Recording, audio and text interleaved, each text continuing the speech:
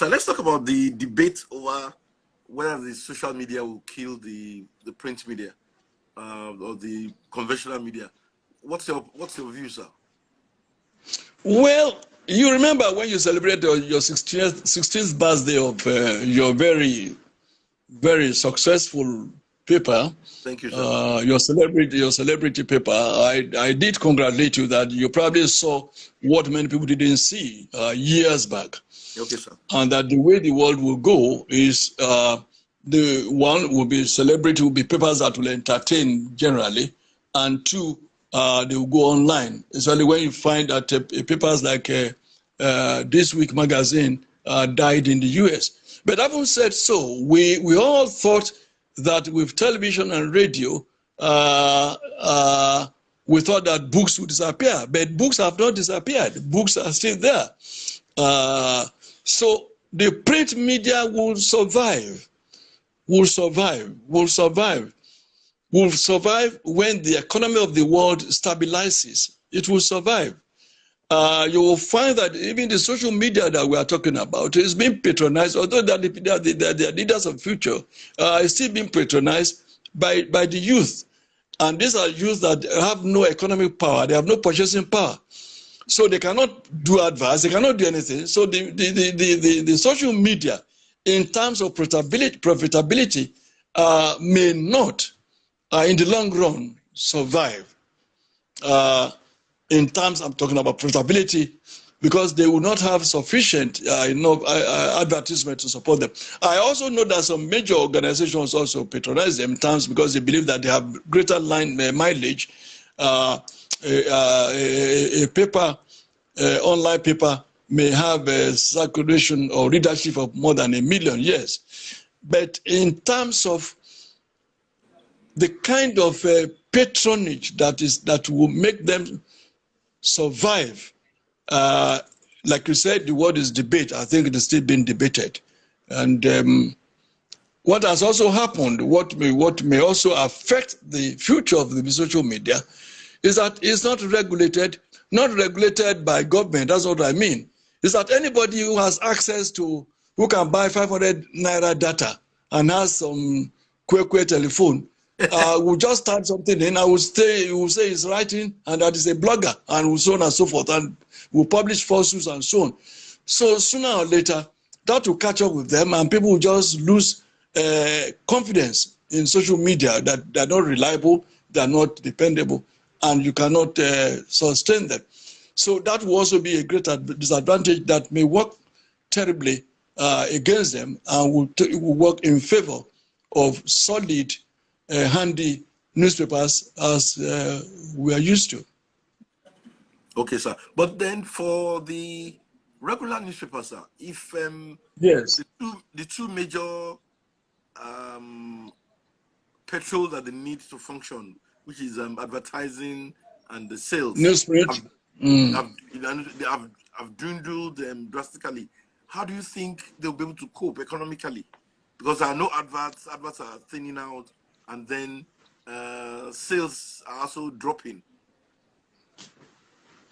Yes, I don't want us to restrict these happenings or these developments to just the media. I want to ask you which industry is actually doing well. Okay. Even not only in Nigeria but in the whole world.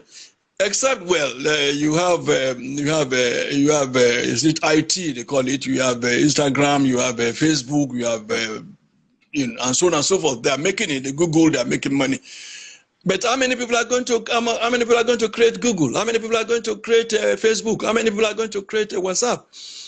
You know, so you will only create some multi-billionaires and leave the majority poor and So I don't think that it's only the media, it's only the print media that is having this kind of situation. Even the radio stations are also suffering, television stations are also suffering, and I'm sure you know that most of them cannot pay salaries of their staff. So I think it has to do with the trend in the world economy. The world economy is also virtually upside down, and it's affecting everybody. It's just that because you and I are in the print media or in the media that we feel that we are the worst affected. No, no, sir. It's affecting everybody. You can ask the lawyer, your neighbor who is a lawyer, or ask your neighbor who is a doctor or a nurse, and ask him or her if he's making the kind of money that he had set out to achieve. He will tell you no. I know some doctors who are now doing agbonyori, who now have trucks carrying sand and so on, bringing sand from Ota or from Ota to Lagos to sell. And they're medical doctors. I know some medical doctors who are also agbegedu, they bought so on and so forth. What I'm saying, therefore, there are lawyers who are doing catering, and now that we have this COVID, catering itself has collapsed. So it's the general trend, it's the general economy of the world that is upside down, and so it's not just the media. I know newsprint has gone, all these things are thinning out. And sadly, the devaluation of Nigerian currency, brought about largely by the lack of vision of the rogues controlling the destiny of Nigeria, had pushed the value of the Naira down the drain. And I told some people January that Naira will go to 500 to $1. It has happened. And I can say, as I'm sitting here, that by December, January, it will be 1,000 Naira to $1. And there's not anybody can do about it because there's no productivity at all. And we all depend on the handout coming from south, from the Niger Delta, which of course the only product that we've been stealing from itself is nowhere in the world. I mean, we have so many of our barrels at sea that if you want Lubanjoni, nobody is even buying them. Nobody's looking at them. So with the development in science and technology, the petrol that we rely very heavily upon will be worthless. Well, they say we are going to use our gas. If they can find a replacement for petrol, I'm sure sooner or later they will find a replacement for gas itself. What I'm saying, therefore, is that Nigeria, being a monoculture economy, does not portend any greatness for the future in terms of the economy. And so what is affecting the media today, the media industry, will affect almost every facet of the Nigerian economy and of Nigerian life. Okay, sir. Sir, thank you. Tell us about your book, your recent book. How is it doing, and what are you working on another one, and what's the plan? Well, in the belly of vultures is doing very well. I mean, it sells for 25,000 per copy and 1,380 pages. It's doing well, and I have In the Belly of the Military, 1966 to 1999, a very terrible book, which is about over 2,000 pages. That is in the works. It's ready already. It's just that I've not yet taken a decision as to when to release it. And of course, there's also In the Belly of the Vampires, which is just a continuation of the In the Belly of Vultures. And then I'm doing a reprint of Nigerian Professionals, a book I wrote in 1988 or thereabout.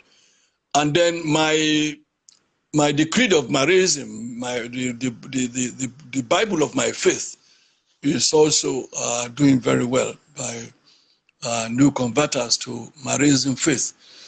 And then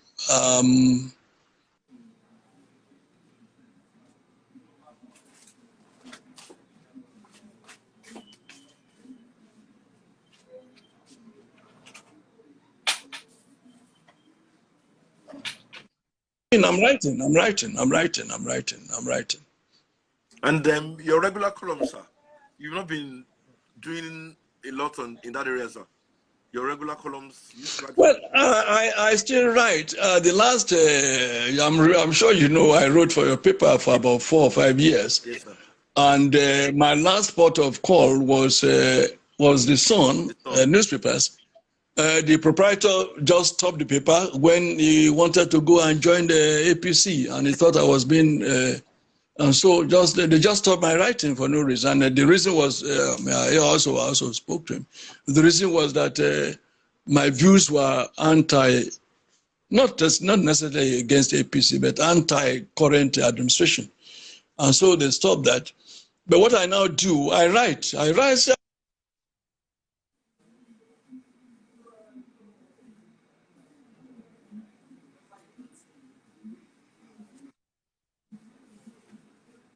any week that I don't write a column. Okay. But some I also write without my name. Okay. I use pseudonyms. I've always been using pseudonyms in my life. I have about 10 pseudonyms in my kitchen. And tell us a bit about them, sir. Yeah. Well, I'm sure you know, I mean, they know about Said. They know Nguyen Tony. When I was writing 2 columns for Evening Times, I was writing Teacher Bento, and I was writing that I was writing Nguyen Tony. For Lagos Weekend, I was writing Nguyen Kauki, and I was writing. I also have another Nguyen, and for the Women's World, I was writing Busola Babat, using my daughter's name, and I wrote under Jangwazo, and so on and so forth. So I have so many that I've even lost count. And I will continue to use pseudonyms occasionally, depending on what I want to write about and who I want to write about and the angle I want to use. But that is just taking advantage of activity. Sir, I'm wondering why the media is not throwing up the likes of the TOLA ADENIYIs. The way the media threw them up in those days when everybody was glued to you writing, I don't know, and it's no longer, that excitement is no longer there. And I'm wondering how we can get it back to that era of when you had so many stars writing, and you were one of them in those good old days. Well, the reason for that is not far-fetched. The newspapers are very, very few. You could count them on your fingers. And then there were government papers that are not doing well. So you had Daily Times, and Punch came in 73. You had Sketch Tribune, and Concord came in 1980, 81. So for a long time, the Daily Times dominated the horizon, and just assembled creative writers, assembled young graduates from all over the country, and gave them freedom to express themselves. That was responsible. So, and they were writing. These are young university graduates, very fresh and so on. But nowadays, there are so many good writers, but some of them don't even have the platform, because the so-called major newspapers that exist today are very much timid. They're very afraid of the powers that be. So even if you're a very good writer, that you are on to becoming a celebrity, such papers or the editors will just kill your column, because they wouldn't have the courage to continue to publish them. And then because there are so many, it's very difficult when you have so many fishes in the ocean.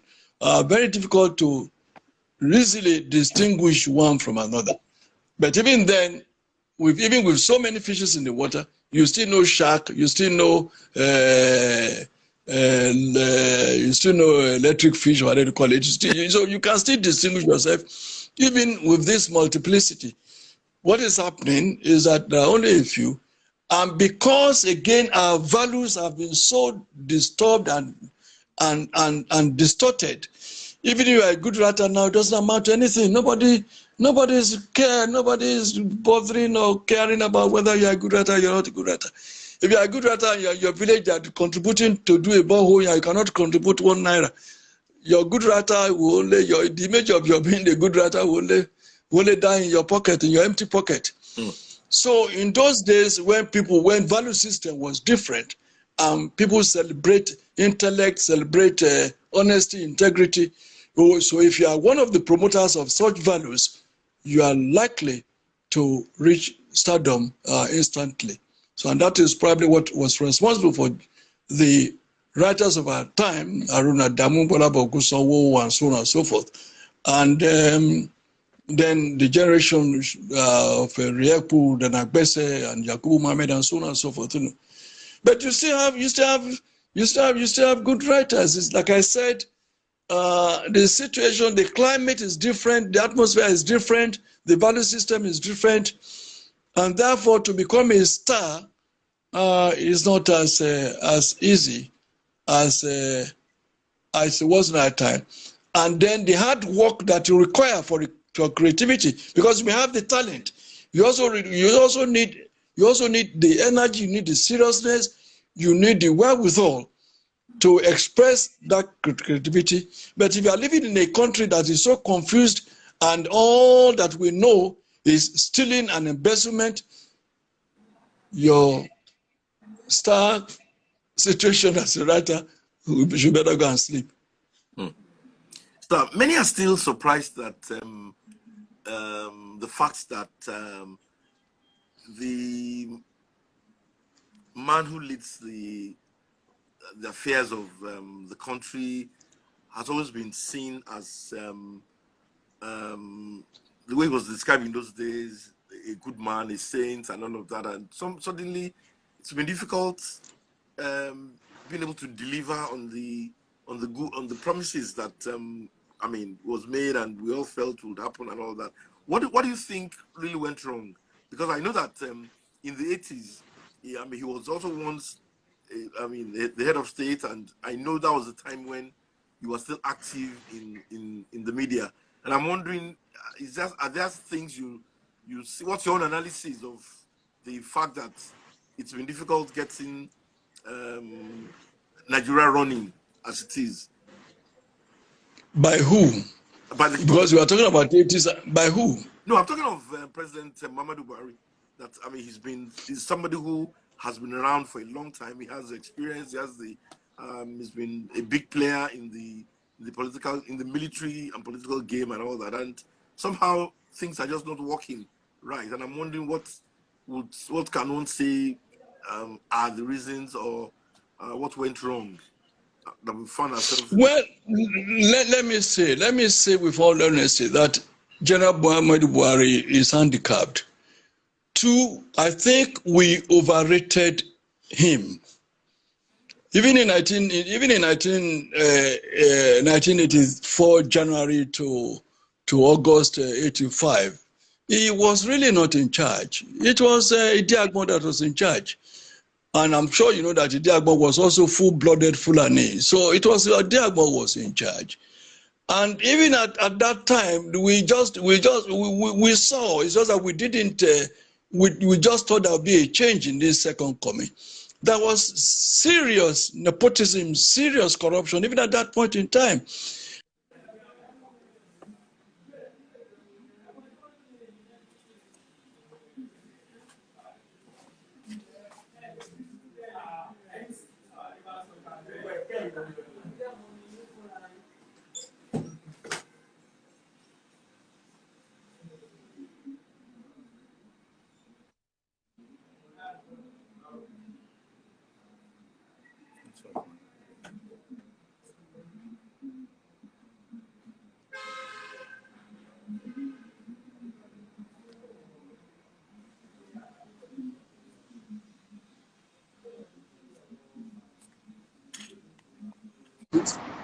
Which Jakolo, spoke about. So we have incidents of corruption and high-handedness and injustice and one-sidedness, even at that time. And the fact that a man left government in 1985 August, there's no evidence anywhere that the same man read one book between that 84 and 2011 or 22, I can't remember now when he came back to, or 2015. There's no evidence that the man read just one book to develop himself. So we overrated him. And of course, with advancement in age, yes, in his personal life, he has great discipline. We understand he doesn't drink, he doesn't smoke, and so on. But those are these are not necessarily qualities that will qualify you to be a good leader, or be a good governor, or be a good president. So he does not have the intellectual capacity. He doesn't have the physical capacity. He does not have the reach, the exposure that you require in administering a modern society like Nigeria. And so the corruption that has come on, that his government has now, weighted his government down, that has almost killed his government, is only a confirmation that, one, we overrated his capabilities and capacities, and also we glossed over the inefficiencies, the corruption, and so on that were even prevalent during his first coming as a head of state, where he even ruled by decrees. And yet you cannot point out at anything now that even in those 1.5 years that these were the landmark achievements of that administration, other than you did selective justice. You allow people like Manwa to collapse and die. You just not Manwa. That was not his time. That was Mohammed. But then, even in his time, so many things went wrong, and you then realize that if in 83, 84, 85, when he had all the military powers, he could not achieve much, and he could not fix the country. How else did we expect that to be able to perform any magic under a democratic dispensation? The only saving grace for now is that all those surrounding him are they're just rogues and charlatans. So it doesn't really matter. So you cannot really easily pinpoint that he is the one at fault, because all those in his circuit are also not in any way better. So that is what is responsible for what we're having today. Okay, sir.